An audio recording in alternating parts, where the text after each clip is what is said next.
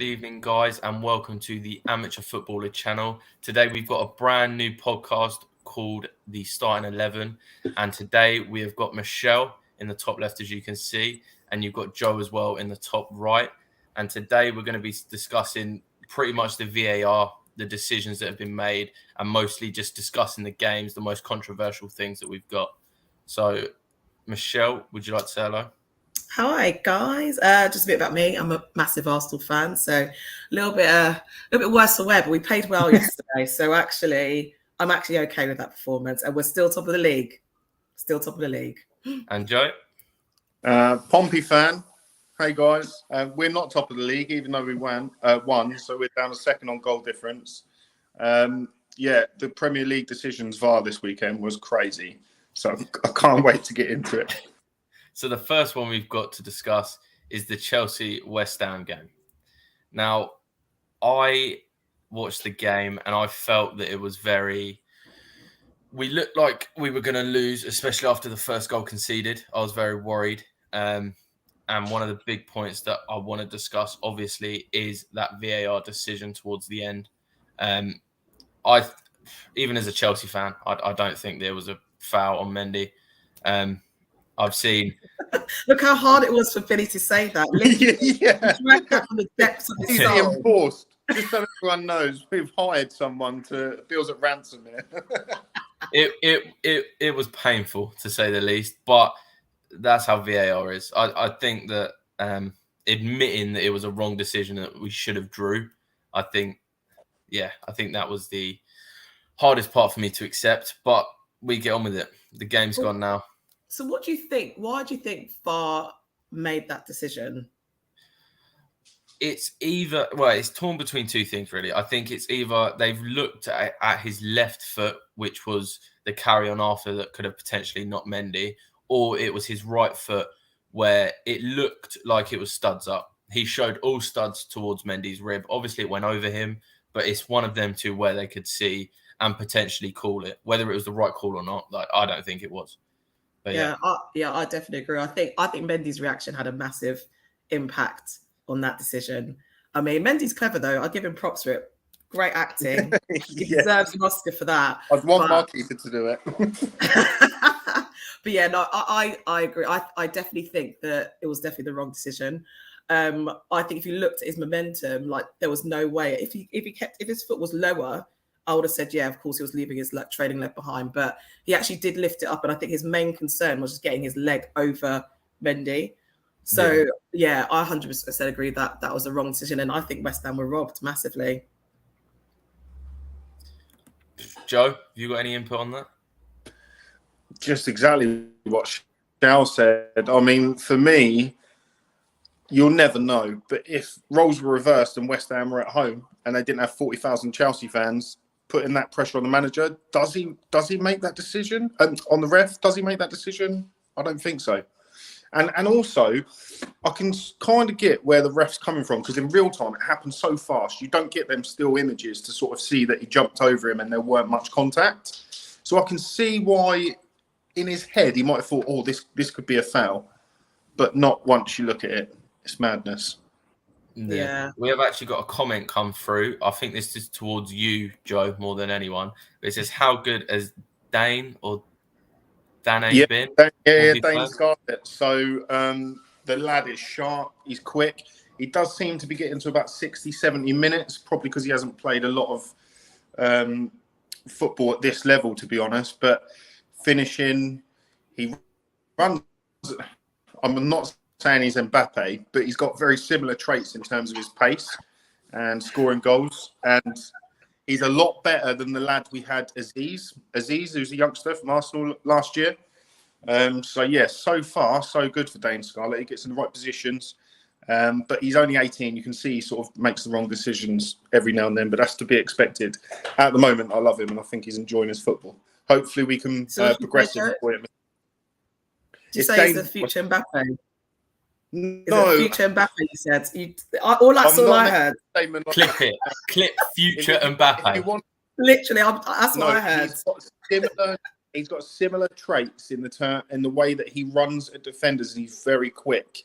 And if you watch him, this sounds crazy. I'm not saying he's nothing like Mbappe, but similar styles of play, taking it left, taking it right. But yeah, I won't go on about Pompey too much, but very good prospect and a lot better than the one that you guys sent to us last year, Aziz. Yeah, so back to this Chelsea game as well. I don't know about how you lot feel, but as a Chelsea fan myself, I think we need to give Kepa more of a chance as well.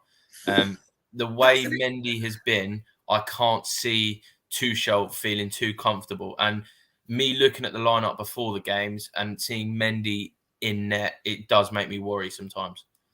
But does it make you worry enough to put Kepa in? Remember the trauma you guys went through with him. Yeah, he was poor for a long time. I mean, every time the ball went towards him, you knew he was going to fumble it. So I don't know. I don't think Mendy is as bad. I think you guys winning actually this weekend has probably changed the tide a little bit. So I think confidence will be up, but that's a strong statement for Kepa to come back in. I mean, I wish there's more Chelsea fans watching, because I'm like, how does everyone else feel? Because even me as an Arsenal fan, I mean, I'd love him to go back in goal, but I don't know. I think Mendy's still he's good. He's good. It's not reached that stage yet, but I think he has had 2 or 3 dodgy games now. Yeah, 5 or 6 in the league. So the fact that even people are remembering who Kepa is not good. So, I mean, if he continues like that, you've got no choice, manager. But I don't think he'll continue like this, Bill. I think his shakiness, if I'm honest with you, comes from such a difference in the back line. He has to communicate now to Cucurella, to, what's his name, Mr. Red Card? Gallagher. Koulibaly. Yeah. So he's got essentially a good couple of that solid back line now and new players. So for me, I know that sounds daft because it's his mistakes, but it's quite a unit, and I think you feel more comfortable when you know each other well. I can't see Mendy continuing these mistakes, if I'm honest. I think he's quite a good keeper. Yeah, and I'm happy that you did brush on Koulibaly, because I do want to say that Koulibaly on the ball currently, looking at him, he looks very much like how Rudiger when he first came into Chelsea. He didn't look that comfortable on the ball. He seemed quite panicked when he received the ball. And I feel that Koulibaly is going to need some time to adjust to that. And I think that if people start getting more comfortable with Koulibaly and with Mendy potentially, if he starts more in that, hopefully they can become even better than what they currently are. But Ben Chilwell as well. I mean, I've got to give my mentions to him.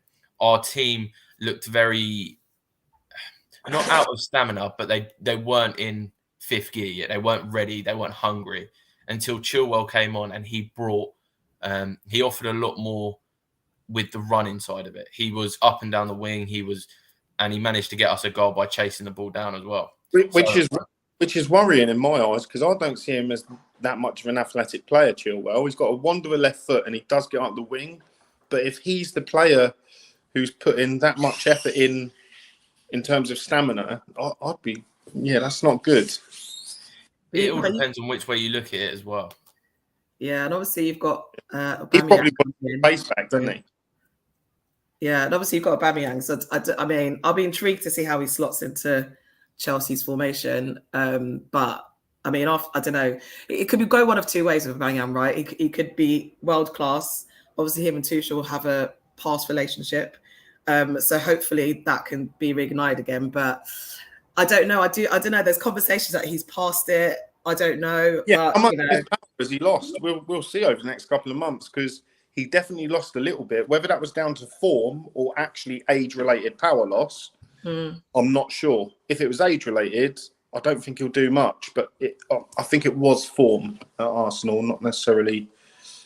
Yeah, he's lost it. I think a lot with that as well, with Aubameyang at Arsenal especially, was the money that he was getting paid. And a lot of Arsenal fans weren't happy with the amount of money they were paying him with what he was giving back. And the fact he was a captain. Let's not forget. To be fair, I think that was a poison challenge for him. So as long as he stays as not a captain of Chelsea, I reckon he'd do all right. Well, fingers crossed. He obviously, like you said, he had a relationship with Tuchel before. And Aubameyang has been problematic in the past with how managers have been with him and all them sorts of bits. But with the past relationship with Tuchel as well, hopefully it does well. I want to quickly move on to the next topic of discussion, which is the Everton-Liverpool game. Oh, the Merseyside derby. Now, there was a potential. I heard a lot of Liverpool fans come out of that game saying that we didn't even deserve a draw. A lot of Liverpool fans were even accepting the fact that Everton should have won it more than anything. yeah. What was your thoughts on the game? Do you know, I thought, it was a good 0-0 game. It's very rare that you get a 0-0 game that you actually thoroughly enjoy throughout, in and out. I think most of it is down to Pickford. He was actually amazing in that game. I don't know. I feel like Liverpool have definitely lost something. I don't know. I say lost something. Mane is an obvious one that they've lost. But like, I don't know. There's just something. There's something missing. I don't know whether it's like shift in mentality or just that. I don't know what it is. But Liverpool's definitely lost their spark. And I don't blame Liverpool fans for saying they didn't deserve to point, because actually, to be fair, like they didn't look like they deserved anything from the game. If I'm being totally honest. Joe? Oh, I think he's frozen. Never mind. Oh, is he frozen? Yeah, I think he has. I completely agree with you with the pitch. There we go. There he is. What was your thoughts with it? I only see the highlights of this game, but yeah, it looked like Everton deserved a point at least, to be honest, and Pickford played out of his skin. But with Liverpool, I'm going to keep saying the same thing until Klopp listens to me. Mane leaving is more of an issue in terms of the formation he plays than the personnel. Look, Mane's excellent, but you've gone from a runner in behind to a Núñez who's quite a static player. That's not me. I think Núñez is a decent player, but he wants balls in the box to feet. Mane was happy to run in behind. You haven't got Jota, so he likes running in behind, and Diaz is more of a threatening player to carry the ball. He doesn't run in behind and stretch the back line as much because he's just not that player. So personally, we've chatted about this, Bill, but I personally think that Liverpool might need a formation change with their numbers. With a formation change, I understand, especially with the lack of depth in their midfield, especially. They've got a young, promising Harvey Elliott, who's been probably one of their best players as of currently. And it shows a lot when their best player on current form is their youngest. Is one of their youngest. So it's difficult with that one. They've suffered their injuries as well. You've got to take into consideration, I think Jota was out. He was looking to be one of the starters up front or in that front three area. You had, who was it, Konate out? Was it Konate or was it Matip or both? Matip was on the bench, wasn't it? Both. Yeah, Konate's out, isn't he? Yeah. So Matip as well. I think with Matip, he was he was better than Van Dijk last season. He performed very well. So to have him lost as well, I think that a formation change, maybe not, but I think Klopp needs to realise that the style he wants to play, he doesn't currently have the players for that. And I think hopefully with Firmino coming back in and Salah, with Salah as well, it's a funny one. I think with Salah, you've got to look at form as well. And could he potentially be dropped? No. I don't think he'll be dropped. But do you know what? To be fair, looking back, Salah does start the season quite slowly. Well, the last couple of years, actually, to be fair. So, and obviously, I still think that Mane had a massive impact on his form anyway. But I don't think he can be dropped. Like he is Liverpool's main guy, isn't he? Yeah, still there. But when the main man isn't producing, there's got to be some sort of questions around him, surely. But then I don't know who you'd go to. I don't know. But the games he's played this year, I don't think he necessarily looks off. He looks off in terms of the system Liverpool are playing, not individually, personally, is what I'm seeing. Yeah. We have got another comment come through as well from Shane. Everton look decent. I think now they have stability of Gordon staying and signing Mapai in. They'll get goals now for sure. I can't see Everton doing as well, even with Gordon. I think scoring is going to be an issue. I do like Mapai, and he hasn't got a bad record, I don't think. He scored maybe 8-9 a season, roughly around that. He was at Brighton, wasn't he? Yeah, I think he's a decent player. I think it's a better signing, Cody, that they've got. I think he'll definitely, we see at the weekend against Liverpool, he will shore up their defence because he's a leader. Technically, not the best defender, but in terms of leadership, he's a, you know, you don't get England caps if you haven't got that leadership and talent about you. Michelle? I think that point is going to keep Lampard in a job for a little bit longer. Yeah, I was going to say that. I feel like, I don't know. I don't think Lampard's got that long, though, if I'm being totally honest. I think they look decent on Saturday, of course, because I mean, anyone that can hold Liverpool to a draw would always like get props for it. But I just don't see what the next they can kick on from that. Like that was I think that's going to be their top performance from the season. I mean, that's a big call, but also Merseyside derbies, they're sort of one-off games. They don't. Yeah. Form goes out the window. You know, it's similar, you know, Arsenal, Tottenham. It's sort of who can handle the occasion better sometimes on the day. So, yeah, I agree. It's a great result. But what's going to matter is when they go to Wolves and when they're placed. Yeah. If they can't pick up the wins against these clubs that are going to be in and around that bottom half, then he won't have a job. Yeah. I reckon 5 more games and Lamps is...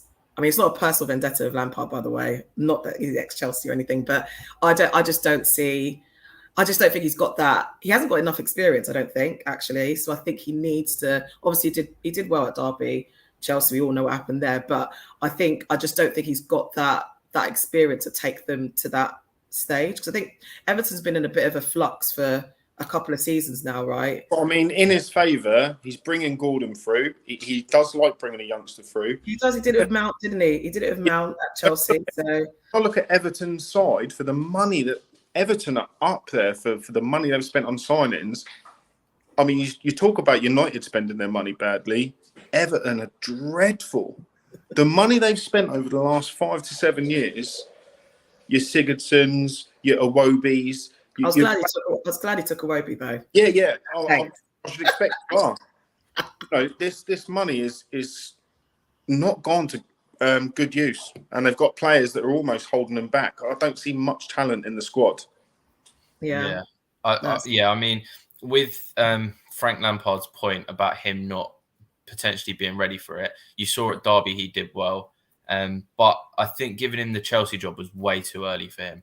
He was not ready in the slightest for that. No. And I think a good sort of idea of that is with Gerrard. I mean, he went out to, who was it? Rangers. Yeah. He did phenomenal job there.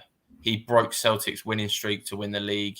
And he's got that sort of winning mentality as a manager to sort of grind out. And with Villa. I think he'll do better than Lampard, personally. Yeah, definitely. Yeah.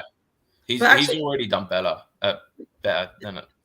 And to Lampard's defense, though, if you're given that Chelsea job, you can't say no. Like, sorry, guys, I'm just not going to do that job with the club. Yeah, it's not the right time for me. Yeah, and he's never going to get said. Although saying that, there was rumours that Everton, like Rooney was approached for that role. There was rumours. I don't know. You know, I'm not in the back room, but I heard there was rumours that he got potentially asked to do that role, but he kind of said he wasn't ready for it. Which fair play, actually. I think he wanted to see kind of Derby's situation out, but you just don't say no to that role. So I don't blame Lampard for taking that job. No, and he didn't do an awful job. I mean, Mason Mount was the best. You got to remember, he brought quite a few nippers through. Yeah. He left that year, and Chelsea went on to win the Champions League. So you could say, he wasn't there, but he still put the foundations there. So I think probably got too much criticism. And if you look at Chelsea now, they're no further forward, in my opinion, over Tuchel. No further forward at all. You don't know whether you're going to turn up one week and Chelsea are going to hammer you 5-0, or you're going to get turned over 2-1 by Southampton. They haven't got any more consistency since he left, in my opinion. Yeah, I think with the youngsters that came through as well, you've got Tomori, who's gone on to do great things with Milan. You've got Abraham, who went out as well to the Serie A and played for Roma. He's doing great. You've got obviously Mason Mount still with us. Trevor Chalobah, he's coming through as well. He's looking like a good centre-back option.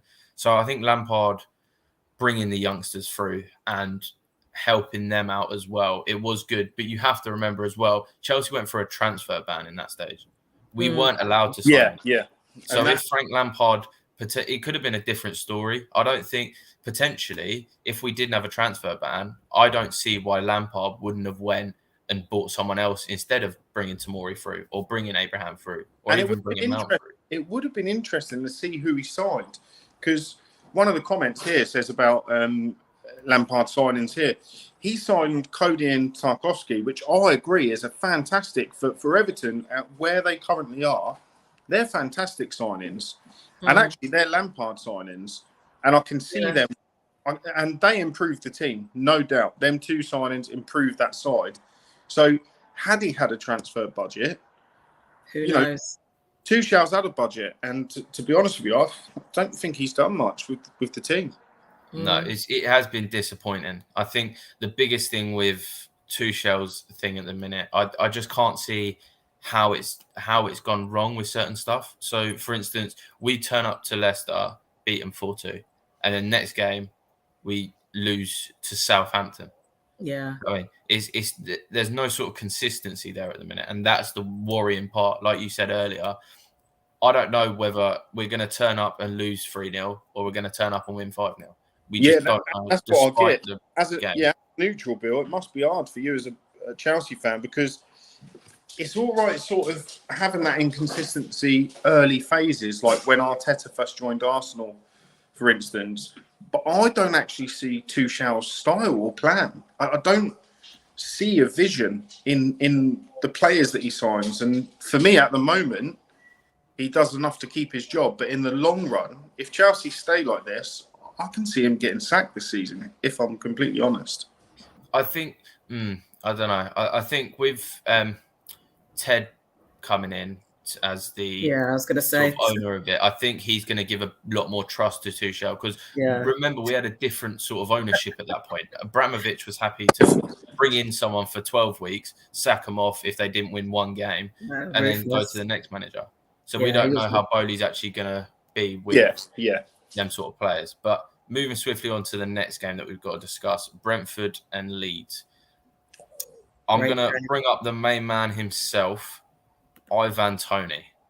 Oh, look at the man. Can I start off? Because I've seen him play at Fratton Park a few times, a couple of times actually over the last couple of years.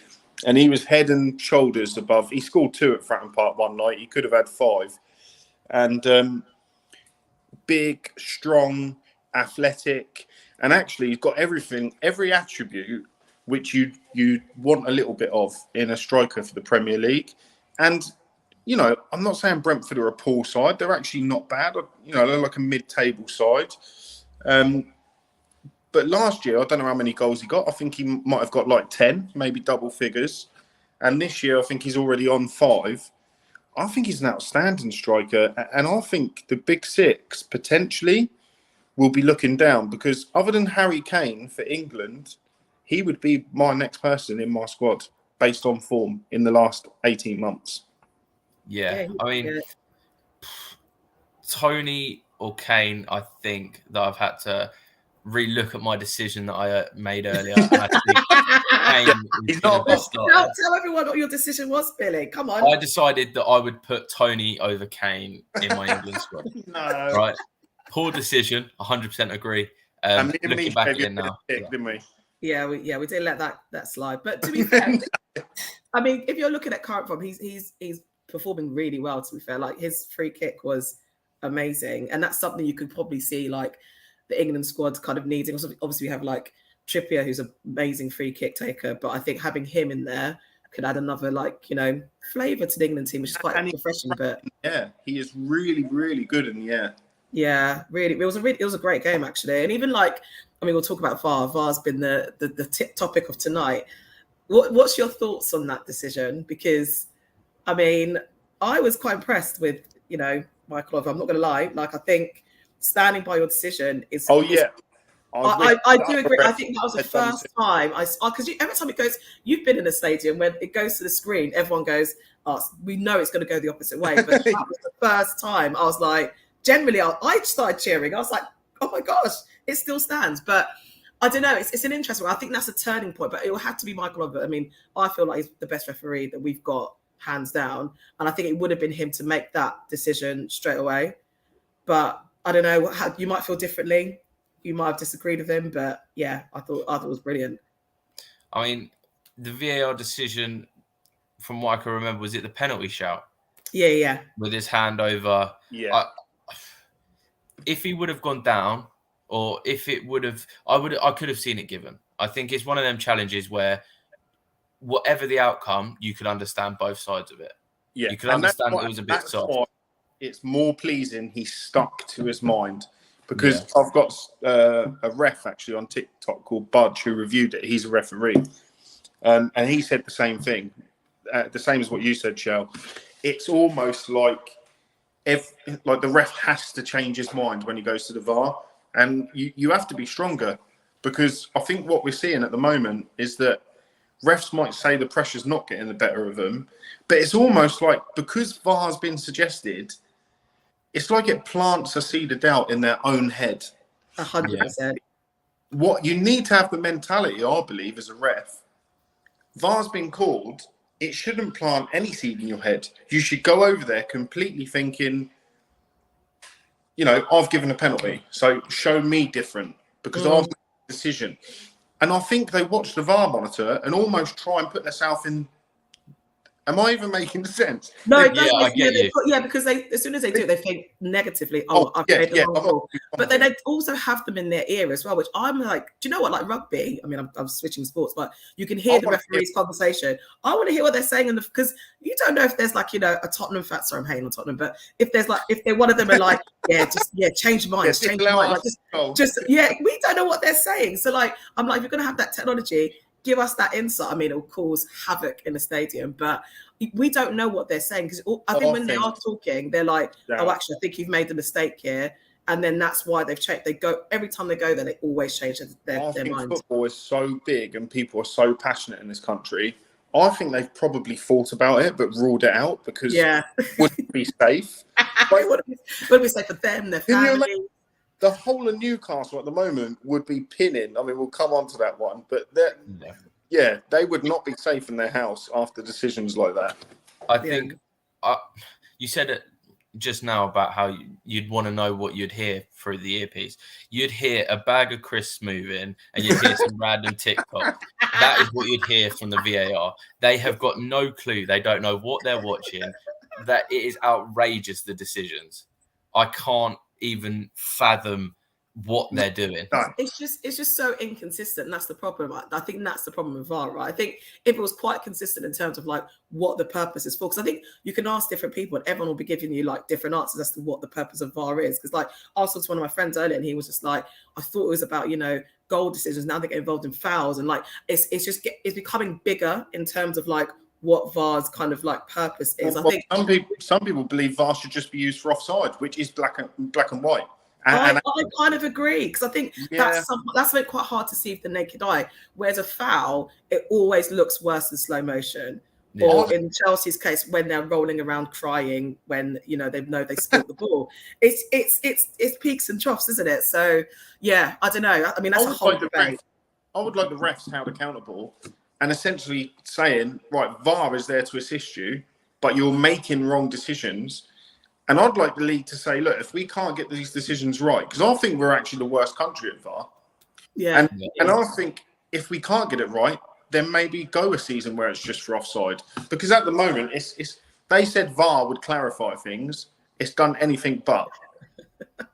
It's so true. It's caused complete outrage, literally. We have got Connor saying here that he's from the States.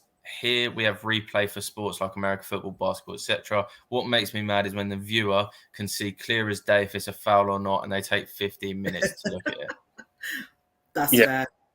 And I think here is very similar, Connor. We watch the VAR and it's 4 or 5 minutes, which is a long time sometimes in football. I've seen a few decisions. Some of them are quick, but actually a majority of them are like 2, 3, 4 minutes. But it seems like a lifetime. And I'm there going, it's obvious. It's not a foul, or it's a foul. And they seem to just make the wrong decision. Yeah, And and just bringing it back to that Chelsea thing just quickly. That I was sitting there watching the game, and I was like, I didn't know whether to cry or to wait and see the result if they actually scored. I didn't know what to do because it's like, did they score? Did they not score? Was it a foul? Bill was like, he trampled on him. He stamped on him. He should have got a red card. I think Bo should have got a red card. But I guess, and even in the stadium, it kills that moment. Like when you're waiting for a VAR decision, when you're sitting in that stadium, you're just like, because obviously you don't see the replays in the stadium because obviously they wouldn't do that because that'll be an outcry. Also, I think that adds to the length of time that Conor was talking about. Yeah. I think it adds to the pressure on the referee because actually if they made a quick decision, they just go with like, actually, no, I made the right decision. I'm going to stick to it. But the longer you wait, and as we were talking before, like fans shouting at you, managers shouting at you, like sometimes where the screen is, like the players are coming around, like looking, going, look, like, and people tend to go away. But you get so much like involvement from everyone. I think that's why the decision, like 99% of the time, always changes because of the length of time it takes to get, like, look at it and review it. We've got another comment here from Jord saying, I think you should use VAR as a third eye, but not letting it cloud your judgment. I think it would bring a bit more excitement back to football as well. Yeah, I agree. Yeah, 100%. Because I think now it's becoming the referee now, right? Literally, like they're becoming like invalid. Like, they make decisions and they go, oh, actually, VAR's told me that I need to change it. Basically, is what's happening. Adding a bit of tennis to it. Now. All challenges. Because sometimes they're VARing everything. You know, they can't even take a throw because they're like, we're just checking the father's. Everyone at home is seeing clear as day, like it's not a foul. So maybe each club could have challenges where they VAR. Because what's interesting is most of the time you know whether it's a foul because the player who like committed the penalty and gets away with it is like. You know, or they don't argue when a foul's given. So it's a bit of a mad suggestion, but probably work better than what they've got now. Yeah. No, I'm with you, actually. I think it is quite interesting with VAR because I think, back in the day, like part of the reason why we all love football is the fact that there are some bad decisions that are made by the referee, right? And you're just like, that's just the football, right? And it'll even itself out throughout the season because everyone will remember that time where the referee didn't call the offside or whatever it might have been. But I think with VAR, because of this technology involved, like it just makes it so clinical, but it makes it so frustrating because the fact that, like, I don't know, I just think the decisions we don't actually always agree with. So, like, what is the point? Like, I'd rather just have a human making the mistakes and we can kind of all get over it rather than bloody computer telling you, like, drawing the lines in different ways. And I'm just like, that line ain't even straight. Like, I think it adds that element of more criticism. So I don't know. I do think they should strip it back and actually like use it for certain things rather than every single decision. This leads on to another great comment as well from Connor again. Germany was the first country to install VAR and they mainly use it for goal or no goal or offsides. I think that's definitely when it brings into fouls, there's a lot more complications within it. Especially, I mean, going back quickly just to that Everton Liverpool game, Virgil van Dijk went studs up into someone's ankle pretty much. Could that have been a red? Possibly. It was definitely a yellow. But the fact that it was so easily skipped over, I think fouls especially should be kept away from VAR until they've sorted it out properly. And we should work on goal, no goals, and offside, especially like this comment said as well. I could have had that in the Arsenal game yesterday. Damn it. Connor again saying, I think 50-50 calls should be left to the officials on the field to make that decision. Yeah. 100%. Yeah, I agree. I think that's what we're getting at, isn't it? It could go either way. So just let the human make the decision rather than... And it's easier to stomach wrong than getting replays and everything. And they still get it wrong. Yeah. Funny. Yeah, right. Moving on to the next one, Nottingham Forest and Bournemouth. I didn't watch this game personally. I heard about the comeback that Bournemouth managed to get, though. I've seen extended. I still think Bournemouth go down. And I think got a classic case here of Forest being naive, thinking that the 3 points were theirs. A new team gelling, not knowing how to shut up shop. Because I don't mean any disrespect to Bournemouth, but there's no easy team in the Premier League to shut up shop against. but they're probably going to be one of the easiest.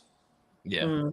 So I watched the extended highlights of this, not the whole game, but quite a bit, and it just seemed like the 3 points were done for Forest, and they just took their eye off the ball, to be honest with you, because I've seen a lot of Bournemouth, and I don't think they've got enough to stay up, and that's 2 wins that they've pinched now. Yeah. So I mean, that shows really good personality, and to be fair, that's a really good quality for a team that's just coming back from 2 goals down, and but I just think Forest's manager would be fuming with that game. Doesn't Forest remind you of like Leeds when they first came up? Like, yeah, a bit. That kind of like you just never know what you're going to get. Going to be loads of goals. Do you know what? Sometimes that helps a team coming up because the franticness sort of helped Leeds because they weren't scared of anyone. So it allowed them to get the goals and not struggle in terms of scoring.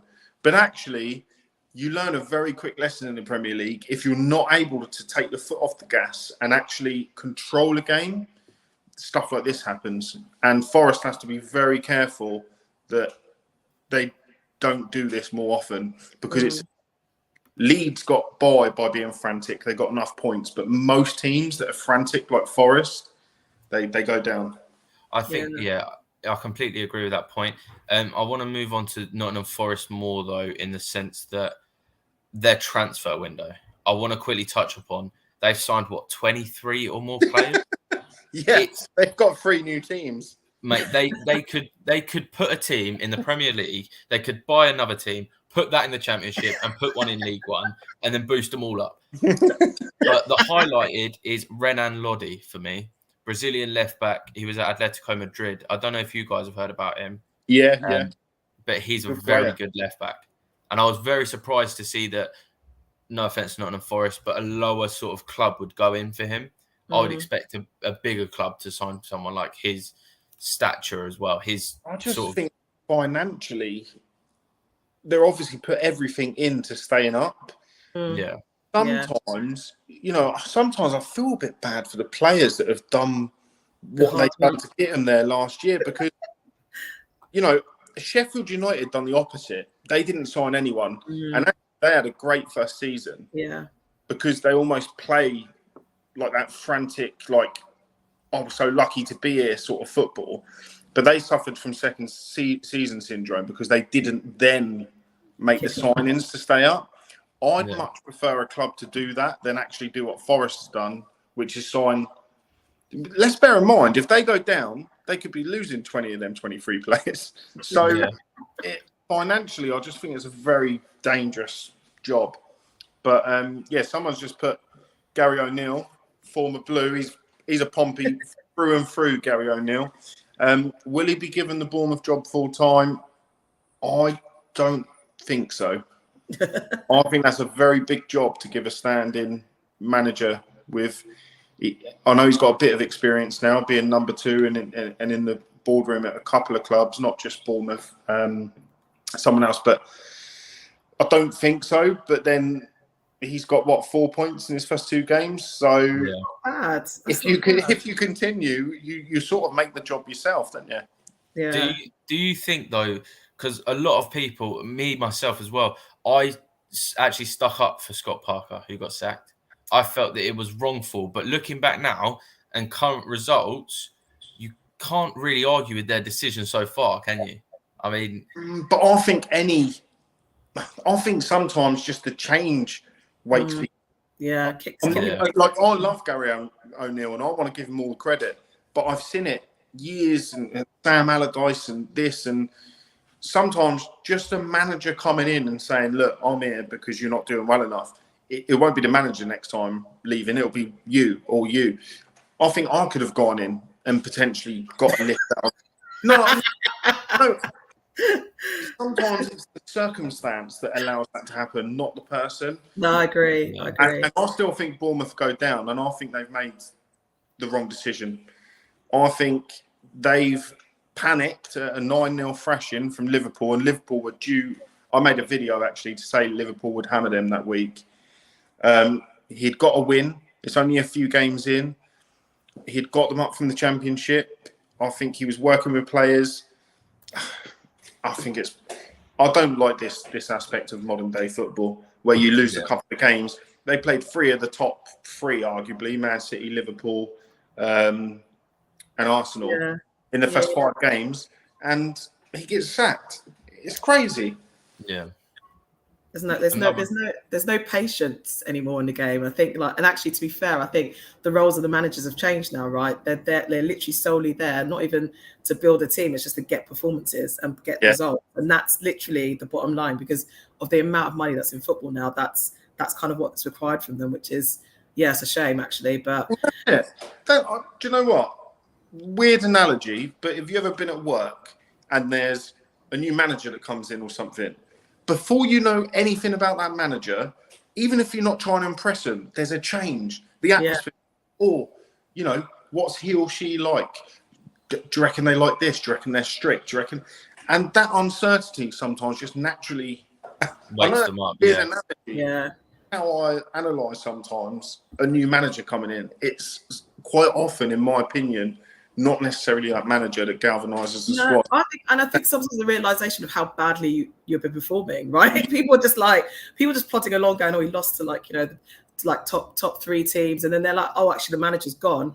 This is serious. There needs to be a step change, and that's normally what happens because most managers that come in, they might even have a loss in the first game, but they normally do quite well if they can early on. Then it goes a little bit south, innit? But I just think it's that realization that actually, to be fair, we can get relegated. I think that's what it is. When you get someone fired, you're like, someone's done wrong here. Yeah, we all need to step up, right? So George put in the comments as well. Player performance and a player's drive can also affect a team's outcome after a bad loss, I believe. Yes and no. I mean, I agree with that statement, but then you potentially look at Bournemouth with losing 9-0. And then they come back and manage to claw a game back. So it could work both ways as well. Obviously, the management was changed in that time. Yeah, sometimes you get battered and you think, well, we can't be any worse. We've just got to be better than what we were last week. Yeah, true. And when you're Bournemouth, because, Bournemouth are not a Premier League club. I'm sorry to any Bournemouth fans that are watching, but, they've got a small ground. Financially, they're run quite sound, but they're not a Premier League club. So when they've got Liverpool, Arsenal, Man City, who do these chairmen think they are, sacking people like Parker, who's put so much hard work in? Because they've shipped a few goals, but they've lost to some of these teams that spend hundreds of millions. And that's no disrespect to Bournemouth. If I'm a Bournemouth fan, I'm happy to be in the Premier League, but I also know a lot of their fans are happy in the Championship. And actually, fans with these sort of clubs that know they're going to struggle in the Premier League, sometimes this is the type of stuff that detaches them from their club and football because they've just had a manager that they've seen get them up last year, a lot of hard work, be let go after losing to these clubs. I think moving swiftly on as well, I just want to give a special mention to this man right here, Brendan Rodgers. Special mention. That might be the last time we talk about it for a while. I do not believe the job centre earlier. This man right here, as you can see on the screen now, I can't even believe what happened. I mean, Leicester. I'm surprised I woke up this morning. It was 5-2, wasn't it? Was it 5? Yeah, we've got a mistake. It doesn't matter. Oh no. He's trying to help Brendan out there. I just think he's trying to knock off a goal. Headline. He's not long for Leicester, is he? No. I couldn't. I said very early on with him at Leicester, I couldn't see him doing anything amazing with them. I've never rated Brendan Rodgers as a spectacular manager anyway, or someone that can do. I've never liked Brendan Rodgers pretty much. Yeah, I've never been a massive fan of his. So I've got my brother's a Liverpool fan, and he was like, Brendan Rodgers was like, he just couldn't take them to that next. Because obviously during that season when he was managing them, they finished second, didn't they? Yeah, they lost the least amount of games, right? They lost the least amount of games, but still came second. And my brother was always like, he's never that manager that can get you over that line. So like, I think his first season at Leicester, he did really well, but I think that's as far as he can go. Like, I mean, I do feel a bit sorry because obviously Vardy's like, his legs are gone, isn't he? Like, Vardy's not the player that he was. Like, he's struggling. Obviously, Tielemans was looking to come to us at one point. Like, there's a lot of change, and obviously they've lost a lot of players along the way. So I think, I mean, it's not completely not his fault, but I just don't think he has that winning and staying power, sadly. Yeah. I think one spectrum to the other, we've got Brendan Rodgers looking at losing his job and Graham Potter being one of the best managers. I mean, he has been unbelievable. What? He should be called Grahamardo Potterino because, look, if he said it himself in an interview the other week, and I think this is probably the most praise he's given himself. And he said he's not good looking, he's not got the name. And he's right, because what he's done with that Brighton side in terms of style of football, I can't remember another manager doing it with a club so quickly and so successfully. Because they play the same football, whether they're playing Chelsea, Southampton, Wolves, they are drilled. They play great football. They progress people. I mean, Cucurella's gone to Chelsea, and I actually think he looks decent in the Chelsea shirt as well. He's playing all right. He's progressing players. He's playing a system which would look good in the Spanish league, in the top level, in terms of... It's very Barcelona-esque. I don't know where Potter's got this coaching from, or to be honest with you, I'll be interested to know about his backroom staff and where this style of football comes from, because for me, it's the best I've seen in the Premier League from a club, really, to be honest, everyone looks at potentially struggling. Yeah. Yeah. He's got a comment come through from Connor as well about Leicester. Saw somebody tweet out that they were surprised that Leicester City fans were booing them off the pitch, and while any fan base would boo their team off the pitch if they have 1 point out of 6 matches and a goal difference. I think of -10. I wouldn't be happy. I wouldn't be happy, but Leicester are a well-run club actually over the last couple of years. But I do think they don't mind the Fofanas going and this money. I think they're through a transitional period now, because Vardy. I'm going to make this statement. It might come back to bite me on the bum. I think Vardy's gone. Oh no, we said that. Yeah, his legs are gone. We agree. So, they've got Daka, who's a good up-and-coming striker. Iheanacho, he's another Iwobi for me, just in the forward position. No, shows a lot of class, touches, this, that, but he's just a nearly man. He's not good enough. And that's why City sold him, and that's why he doesn't get into Leicester's team a lot. Yeah. They've got Maddison and Tielemans that have come on, but they've got a back line now that's changed with Ward in goal, shipping goals for fun. I mean, I've watched the goals. It's not his fault, but it comes back to that sort of communication. Schmeichel had that with the back line, and it's all one piece. So that's changed this season. I don't know what Rodgers is going to do. I think it's the most difficult job in the league, because their fans expect them to be challenging top 6 every year. But that's the thing, right? So, like, booing like the team, I think you do that when you expect better. I wouldn't be booing them. I mean, come for me, anyone who's watching, because I understand. But you pay your money. I agree. And you're looking to see a bit of fight. And the problem with Leicester, I said it about Chelsea, but Leicester are different. Leicester can whack the top sides 3-0 and get beat by anyone 3-0. Leicester have had that in their locker for the last 2.5 years. And actually, what that shows is they're not making progress in terms of a system or players. And I think he's 1 game away from being sacked. That's how close I think. I thought it was going to be sacked today. That was a bit of a slow loop. No, I think he's 1 game away. Yeah, I think do you know what? The only reason he didn't get sacked is because of how much respect is on Brighton at the moment. And I think they could turn anyone over. Who have they got next? They've got Aston Villa, right, Leicester? Yeah, you're right. Actually, if they lose that game, then he's definitely off. But he's got to be gone soon. Yeah, but I reckon there is still, like, in terms of Leicester as well. Hence why, I mean, the fans, I'm with the fans booing. There's a lot of conversation about who wants to actually still be there. Like, Tielemans was looking to leave. Like, Maddison, there's been talks about Maddison leaving for a while now. So I think it's that kind of feeling. If you know the players that want to be there, and actually they're losing 5-2 to Brighton. No disrespect to Brighton, they were brilliant, but you'll be upset about that. Surely you'll be like, actually turn up. You guys want to be there, like. So I would build them off. They fell into a trap as like I said, a top 6 club. They've almost fell into a trap where they've got quite a few players that probably believe they're too good to be at Leicester and they should be in the top 4 and playing Champions football. And actually, what happens when you're a club like that is you either have players that are discontent and want to leave. So you have to make the decision. Do you let Fofana go? Do you let Maddison go? Do you let Tielemans go? Or them not really reaching the peak of their powers? And I think Leicester have got a bit of a decision to make. They've got an overhaul, I think, to do to keep the players that want to stay, sell the players that want to leave. And I don't think Rodgers is going to be there long enough to see it through. Yeah. Moving on now to my favourite topic of what we're going to discuss. Arsenal losing. I knew it. Why did you have to do that, Bill? There was no need. I have had so many salty Arsenal fans that have been blagging in my ear.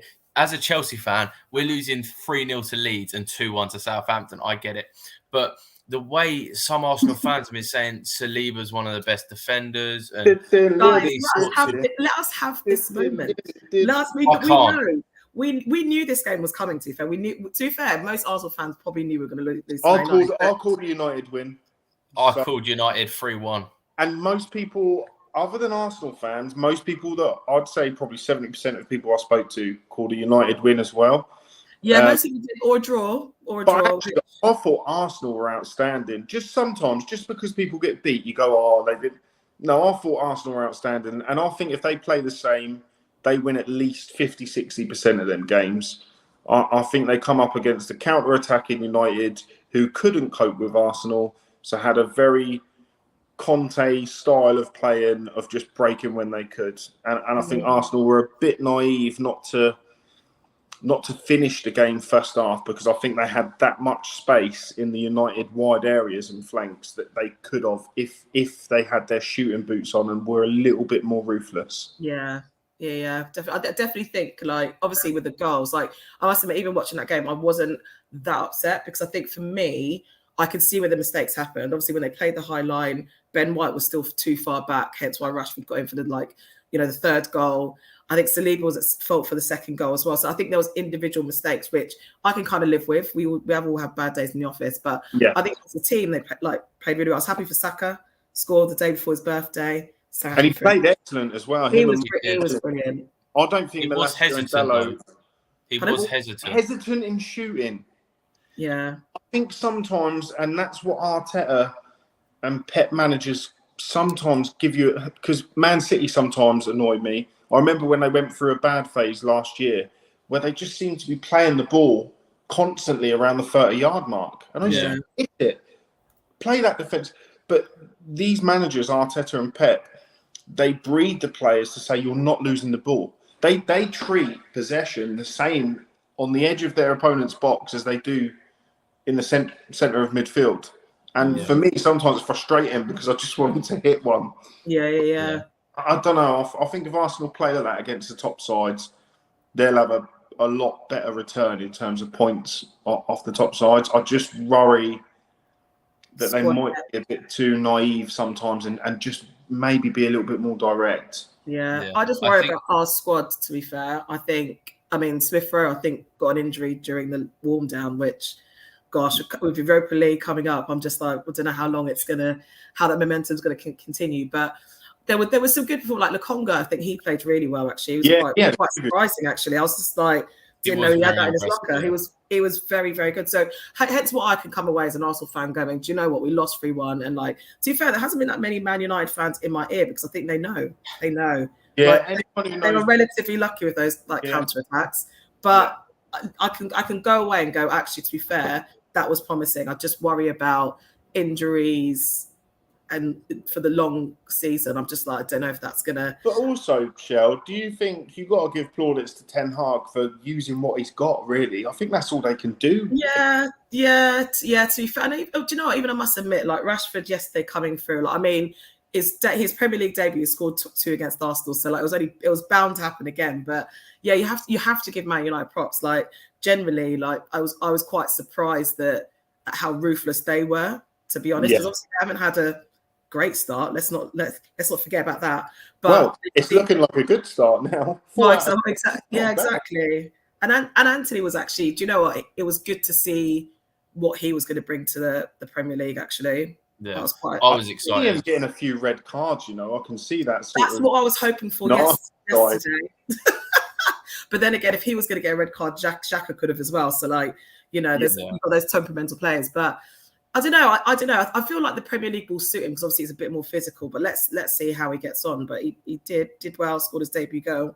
Fair play to him. Yeah, I think someone that you did slightly touch upon is this man right here on your screen, Marcus Rashford. Last season and the season before, he's been under a lot of questions about whether he's actually good enough anymore. Has he just fallen off? How's he actually been with his form? And I think this season coming into it, he's looking actually very good now.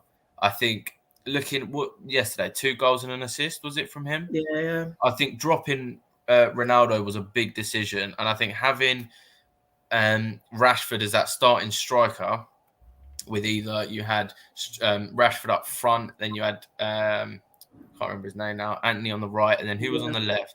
It was either Sancho or he didn't do anything yesterday. I mean, I was quite glad, but he was missing. MIA, that man. Yeah. I don't know. I do feel like Sancho's a bit of a hit and miss. I don't know. Like he was obviously so good at Dortmund, and he has some really good games, but he's just not consistent, is he? But do you think it was the league why he was so good? Do you think that could be potentially a question in it? No, a little bit. It's not a setup. I don't know. It's not as strong. But funny enough, players that come from the German league tend to do pretty well in the Premier League. It's probably the most similar. What about Werner? I'm joking. That's a low blow, sorry, Bill. Well, I still think Werner would have, and Mustafi. What? Really? Either, but no, it's a similar league. I personally just think he doesn't. For me, he isn't a player. I see him as a wide player. I don't see him as a front three. I don't see him as this modern day front three. I think some players like him sometimes are expected to produce so many goals and assists. I just don't see him like that. I see him as a wide of a 4. But it's 4-4-2 is not favoured anymore. And also, I said to you earlier, Shell, didn't I? I thought Ten Hag might get a little bit out of Rashford because he played. Yeah, you did say. Game. I don't see Rashford as a possession-based player. I see Rashford in his prime when he's either running at people with the ball or he's breaking them lines. And actually, that's what suits him. When you start putting United, similar to City, what City and Arsenal do, in a possession style formation, where he's just sat in front of a flat 4, I think he struggles. I think Ronaldo does as well. They're both very much counter-attacking players. And you see that in pre-season from United. So for me, at the moment, he suits what Ten Hag knows he's able to do with that. And Eriksen as well. Like, it's a great. Do you know what? As much as I'm an Arsenal fan, and he's obviously but he's been fantastic, and I think he's been the slight difference as well with that Man United team. I think he was great yesterday, and I think as well. Like, I do wonder whether Man United's performance in terms of how well they do in games comes down to like Bruno Fernandes' form as well. Like when he's on form, like they do play quite well. And I think I don't know why, I thought he struggled when Ronaldo was always playing. I don't know what happened. I just didn't think they worked well together. I think one of the main things with Bruno was he came in to United and he was the main man. He had one of the best seasons. Like he was very good for United and pretty much carried them with all the assists, goals, everything else he had. And when a lot of that was on him at that point at United, everything was through Bruno Fernandes. And he liked that. They looked at him.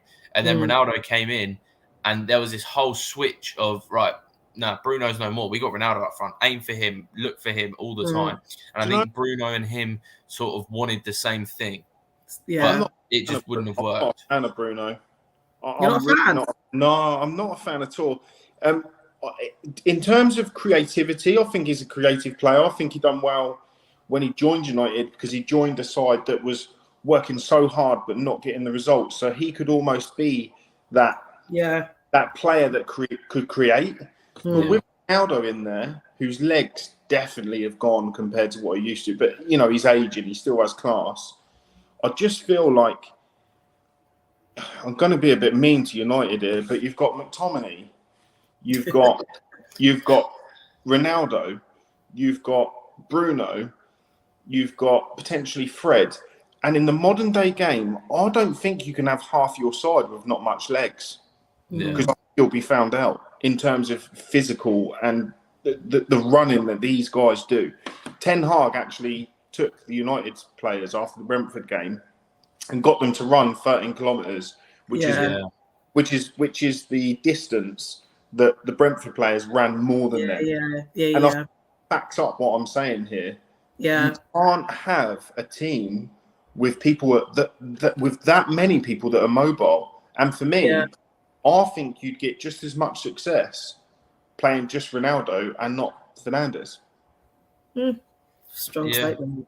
I think, looking more at the threat from United now, I think it's more Rashford and the attack more than Bruno himself now. Oh, can I just say as well, anyone who was putting Bruno in the same pot as Kevin De Bruyne when he was scoring them goals, where are you now? They're all Man United. They're all Man United fans. I always made that argument. I always made the argument in the sense that I never thought Bruno was better than De Bruyne apart from current form. I argued that on current form, Bruno was doing a lot more for United than what De Bruyne was doing for City at that time. People were saying he was as good as him, and I'm sorry, they are in different leagues. De Bruyne, when they start saying that, head and shoulders above Bruno. Yeah. In my opinion. Have you got anything more to add to it? No, all I was going to say is that, yesterday, I was very proud of Arsenal's performance. And I think actually this is a turning corner for Man United, actually, I think. But let's see if it can continue. It's still only 6 games. We're still top of the league. I'm going to still say that. That is what I'm going to end on because it's a good fact, actually. You're after the top of the league. You did play well. We did play well. And I think it does matter. And I think actually it was interesting when you were saying about the legs. Actually, it's really annoying because actually we saw Jesus was really bullying the Man United back line. It was actually quite not good to see that actually there was a proper battle going on. Yeah. But actually taking those chances, we just didn't, which is... And actually, to be fair, the 3 substitutions that Mikel made, I wasn't sure they should have done that straight away. I think they were questionable. And my man Eddie, I'm sorry, you know what I think about Eddie. I'm sorry. I know. He's a championship player. I know, but in the Fulham game, he changed he came on and he actually changed the pace of the game. So actually, he does sometimes, do something. But I just don't think yesterday was the right game to throw everyone on at that point. Yeah, at that point, it needs a bit more of a controlled approach, maybe with the subs. Exactly. Because I think we were playing well, though. I think fair enough, they hit us on the counter, but I think we can allow that. We saw the mistakes that were made, but I think it was just a bit desperate times, and I was a bit I don't know if we need to be that desperate. We could just. Well, I think Malacia and Dalot must have come in at the end of the game they've won and just looked at each other and been like, "How?" Because they got battered. Just because this is the thing, it's so objective. Football. People look at the result and go, "Oh, Arsenal got no." If you watch the game, they got battered. Martinelli and Saka were getting in behind with loads of space. Yeah. It's just they didn't make the use of it. They didn't hurt United, and maybe that's what Arsenal will get better at, playing this system, being a better side, because they are a better side than they have been for many years now. Maybe they'll get used to just having that little bit of ruthlessness. Yeah, definitely. Yeah. Right, guys, it has been a great episode for the first episode that we have got now. I want just one quick final word. If you could have one word to describe VAR currently, what would that word be, Michelle? I don't want to swear, but I'll say questionable. Joe? It's not one word. Play up to the cameras. After one word. Sorry, I can't think of one word, and I can't swear, so you get one phrase. I'm sorry. Okay. Well, I would go with outrageous. That's my word. But yeah, guys, it's been a pleasure as always. Thank you for tuning in, and we will see you next Monday at 8 p.m. for the next week's games. All right, and some more VAR decisions questionable. Yeah, possibly. Awesome. See you guys later. Cheers. Take care. See you later. Bye.